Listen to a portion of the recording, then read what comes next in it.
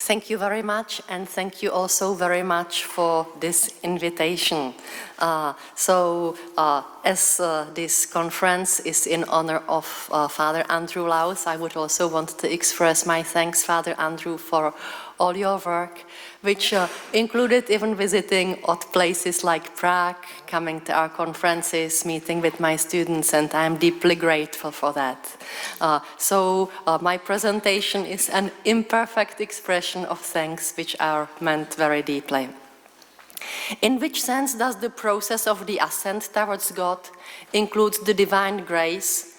In which sense does it engage the human desire for God and for the fullness of life? Possible answers to this question will be investigated as I engaged in two spiritual interpretations of Jacob's vision of the ladder, which connect the earth and the heavens, as narrated in Genesis 28. One of them is by St. John Climacus, a monk and a hermit of the Mount Sinai in the turn of the 6th and 7th centuries, and the other by the 20th century Romanian intellectual, political prisoner and hesychast Petre Tutea. A ladder reaching from the earth to the heavens is one of the principal symbols through which Christian spiritual literature and Christian iconography have expressed the human journey towards God. This journey is based on the paradoxical knowledge that although we always come to this ladder from our side, from within our experience, we realize that another dynamic is at work here, in which God's grace descends from above. God is the first actor, is sovereign, distinct from us, different. And yet we still perceive God's acting as something which is intrinsic to us and which brings us back to the very roots of our being, as something which does not alienate, but enables us to be. In this way we come to know God's activity as age-old and yet always new, intervening in our real life situations and involving us on the journey of ascent. The symbol of the ladder helps to understand different steps going up or down and their very specific inner logic. The scriptural roots of the symbol in Genesis 28 give us some clues of that logic, and in particular to how different it is from our ideas about fairness and justice, something which we have already touched upon in several presentations. Patriarch Jacob, when he saw the ladder connecting heaven and earth and the angels going up and down on the ladder, was on the run from his brother Esau, having deprived him of the blessing of the firstborn. When the Lord God appeared to Jacob as standing above the ladder, instead of rebuking Jacob, he promised him faithfulness, and like to his grandfather Abraham, he promised him land and offspring. But then there is another strange thing. As we follow the story of Jacob, the promise is fulfilled through a confrontation with the darkness in Jacob. He experiences himself effects of actions like his, and then, before he receives God's blessing and his own name, that is his new identity, he has to wrestle through the night with the unknown. What we can call an inverted logic in this ladder narrative presents us with a contrast to another story about ascent, namely that of the Tower of Babel in Genesis 11. But there the ascent is one-sided. It is an attempt to project human desires into the sky, as the narrative says, into the place of God. The process of purification is missing, and we end up in a broken world and the recognition that this is not a journey towards blessing. The two spiritual interpretations of the ladder narrative I am going to turn now speak about the divinely marked ascent, but as we will see, are deeply aware of the proximity to the other narrative of the Tower of Babel. But at least they give us some clues to what life of grace may mean and what is the inner steps in it, what they may be like. St. John Climacus. When St. John Climacus wrote the Ladder of the Divine Ascent, he had 40 years of experience of monastic life, cenobitic, anachoretic, and semi-anachoretic. When he was an elected abbot of the principal monastery of the Mount Sinai, he was asked to write spiritual tablets of monastic life. And he had deep problems with that. First, he refused to do that because he thought it was an impossible task. And after some pressure, he accepted. The Ladder of the Divine Ascent follows the process by which a monk learns self-knowledge and the knowledge of God, which begins with his overcoming vices and practicing virtues in order to prepare himself for a life of contemplation. Although the work was born in the monastic context, it very quickly became widespread, and it speaks perhaps about a type of a journey of a life of Christian. At least in this way, it has been more broadly accepted by the Church. This guide on that journey, the guide for a Christian to attain the likeness of Christ and to grow into spiritual maturity, as Climacus is deeply aware, cannot be a substitute for the very journey itself. But it can speak from spiritual knowledge to the one who desires spiritual knowledge.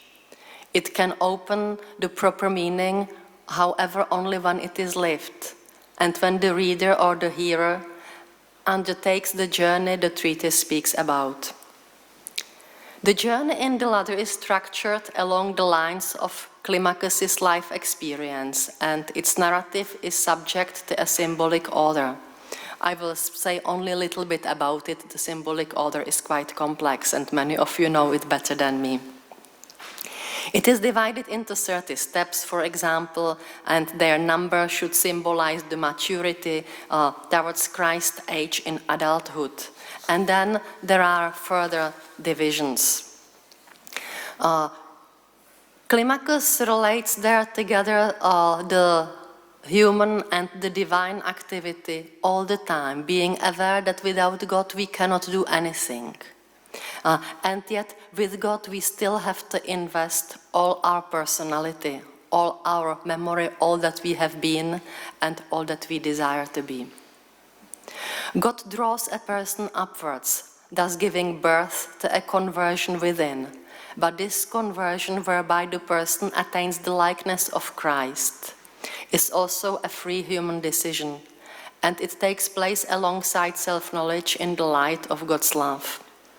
The symbol of the ladder helps us to see the need for a gradual journey. We can overtake neither God's grace, we can't overtake God's grace or our own self, and there are no shortcuts there. It's interesting that at the very beginning of the treatise in steps 1 and 3, when the theme of the flight from the world is developed, Climacus speaks about the attitude towards God. And he says, we should be afraid of God in the way we have fear of wild beasts. We should love God as we love our friends. And I think the fear and the love, the closeness and the otherness, they would always be present in the treatise. This attitude would be seen also as precondition of contemplation, but also of discernment. The second longest part, which would be steps 4 to 26, they methodically speak about the process of the catharsis, of the purification of the Christian life, without which neither discernment nor contemplation are possible. And the symbol of ladder here enables Climacus to speak about the graduality, about the descent, but also about a possible regression. Here he speaks about the basic virtues, among which he counts obedience, patience, the remembrance of death, and joyful sorrow. Then he deals with the vices, non-physical passions like anger, malice, slander, talkativeness, falsehood, and also despondency. The predominantly physical and material passions, gluttony, lust, and avarice, and the predominantly non-physical and spiritual passions, insensitivity, fear, vainglory, and pride, which includes blasphemy. He even asks their questions, when he speaks about pride, he says that it is possible that if somebody acquires all the virtues and is almost at the top of the ladder, but has pride, that the pride takes that person right down. And there he asks an interesting question, whether if pride is such a bad vice, whether its opposite, humility, is enough to save person who wouldn't have any other virtue or anything else. Finally, he returns to the higher virtues of active life, simplicity, humility, and discernment. These virtues appear surprisingly non-activist, we could say. They prepare people for their transfiguration in soul and body by uncreated light, for crossing over from Mount Sinai, where they receive the commandments, to Mount Tabor, where they receive the vision of God. The closer we come to the journey's end, however, the more difficult it is for Climacus to speak about its structure. And there is a very beautiful passage towards the end of the treatise where he says, I long to know how Jacob saw you fixed above the ladder. That climb, how was it? Tell me, for I long to know. What was the mode? What is the law joining together those steps that the lover has set as an ascent in his heart? I thirst to know the number of those steps and the time required to climb them. He who discovered your struggle and your vision has spoken to us of the guides, but he would not and perhaps could not tell us any more. I just love this passage, and I think it expresses also why Climacus found it initially so difficult to write such a work. Now let me turn to Petre Tutea, who interprets the ladder of the divine ascent against the background of modern Romanian reality. Some of you, or many of you, know Petre Tutea. He grew up as an illegitimate child in the family of an Orthodox priest. He graduated in law, and after experimenting briefly with all the ideologies which were available at his time, including communism and nationalism, he worked as an official in government administration, but only for a brief period before the arrival of the communist regime. During the time of so-called re-education experiment, he was twice imprisoned between 1949 and 1953, and again from 1956 to 1964. And he experienced the worst Romanian prison, something which we have heard already yesterday about in Irina's lecture. From the time of his release in 1964 until the fall of Ceausescu regime, Tutea remained under house arrest, and yet he managed to become a kind of Socratic person in his surrounding whenever he had little opportunity, even if guided, to leave home. But rather than telling you the rest of his life story, I think I would now concentrate on his interpretation of the ladder. He knew Climacus's ladder from his childhood. He read it, he took it from his father's library, but also he knew it from the church because it was usually read in the time of Lent in the church. So this would be also, in a way, a liturgical book for him. And he interpreted later this book in a very creative manner and would try to see its meaning really against his experience from prison during the time of persecution, where people were afraid that they were losing their humanity or when their humanity was taken away from them. The key term in Tutea's approach would be anagogic typology. This comes from anago, to lift up, and he would be convinced that our journey always have the divinely granted possibilities which help us to lift up to the best which is in our lives. And in this context, he would speak about different human vocations, and there would be as wide variety as there are people. And there would be also complete equality among the human vocations. In many occasions, he would say that there is no difference in terms of the quality of the vocation between a cleaning lady and a priest, for example. On that level, we are completely equal. But in each of the human journey and in each of the human vocation, there would be typical vices and typical virtues. And we are not called to imitate one another or to live someone else's life, according to Tutea. We need to find the ladder which is to lift us up in our own life. And for each person, the most bottom of the ladder would be something which he called homo stultus, the stupid man.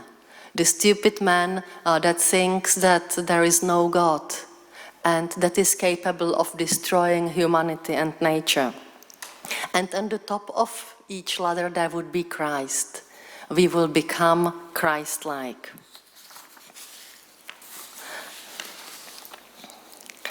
Every life and every vocation needs to be raised up, and through each a unity that was previously disrupted needs to be rediscovered.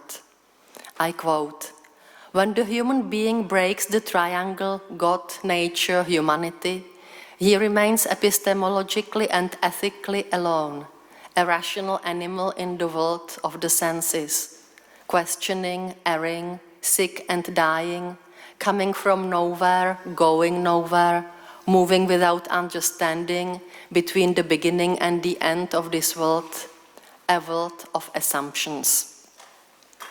Tutea says that the sacralized human mind is in a state of regress. Popescu calls this regress as a phase of cosmic isolation resembling autism, incapable of communication with the divine mind. Such a human mind thus becomes the victim of ignorance and belongs to homo stultus, according to Tutea. And yet, Tutea at the same time would emphasize always the divine anagogic power, the divine energies which come to help us.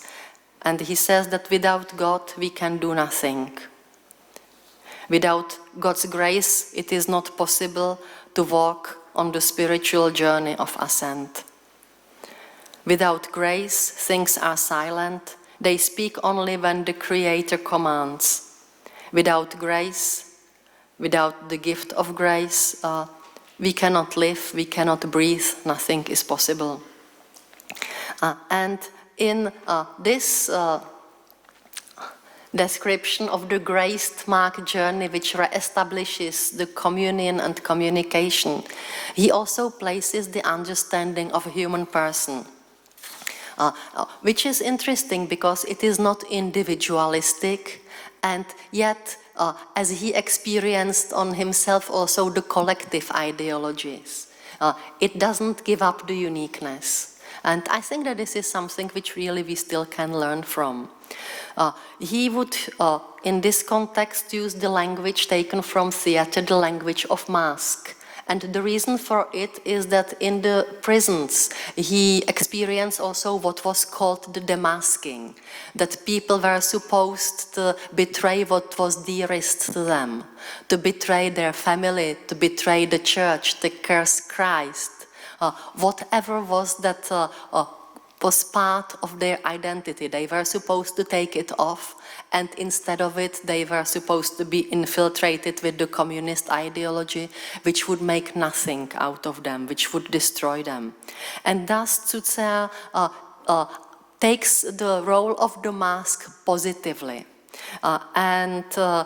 He says that the mask would be part of our understanding of the prosopon, of the person. And that nobody has right to take that away, because this is where the specificity of each human journey is expressed. So the mask is therefore a gift of human identity, according to Tutea. And yet a mask can also create a caricature.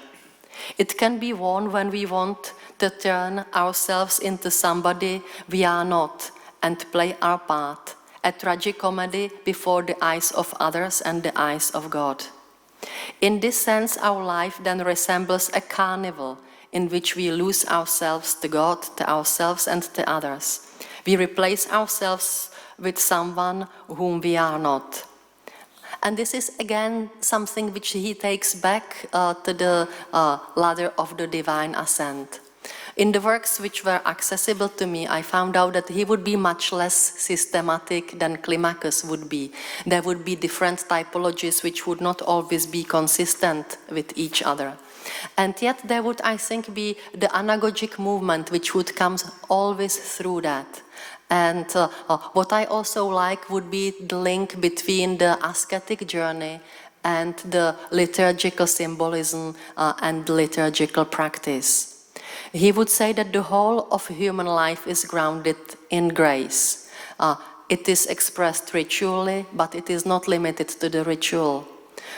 Through and beyond the ritual mediation, the ladder of the divine ascent leads into the triangle of God, nature, and humanity.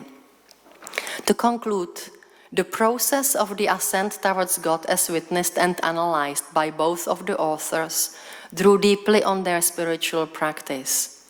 We could even say that both presupposed speaking from practice to people engaged at least in a search for a practice that could help in focusing their life towards God. In both Climacus and Tutea, the journey symbolized by the ladder was a gift of God's grace, of God's active and permanent goodwill towards people, engaging with people at a very real and practical way.